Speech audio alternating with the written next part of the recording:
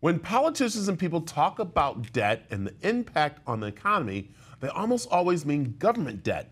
But private debt actually has a huge impact on the overall economy. And here to tell us how the many issues of private and public debt influence the economy is venture capitalist and author Richard Vague, and he's the author of Paradox of Debt. Good morning, Richard. How are you? Thank you so much for having me. Okay, what is one thing people don't know about debt? Well, as I write in my book, Paradox of Debt, most people don't know that debt actually creates wealth. In the pandemic, a $6 trillion increase in government debt created $31 trillion in new household wealth. Government debt is money paid to households, but most went to the wealthy, so inequality rose too.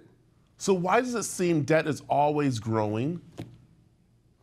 Well, as I show in Paradox of Debt, the economy can't grow without more debt. That's why debt keeps piling up. For the wealthiest, that's been good news since that debt creates more wealth. But for most of the rest of us, that's been a challenge since we still carry a heavy debt load. That's the paradox. Student debt is a big economy and political issue. What do you suggest? Well, we saw that Biden's student debt plan got shot down by the Supreme Court. So this debt remains a challenge for the 43 million Americans that have a student loan. In the Paradox of Debt, I propose student debt forgiveness based on volunteer work for a qualified not-for-profit institution, an approach where everyone would win. Are there other major debt sources in need of change? Well, as the Paradox of Debt shows, there were a lot of mortgage payment problems coming out of the pandemic.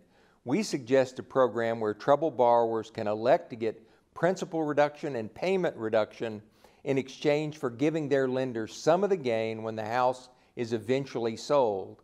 That's a win-win. All right, what other solutions are in the Paradox of Debt? Well, U.S. bankruptcy laws could use some help and some revision. As Paradox of Debt shows, they're clumsy, counterproductive, and in some respects, they hurt borrowers rather than help them get back to a healthy place.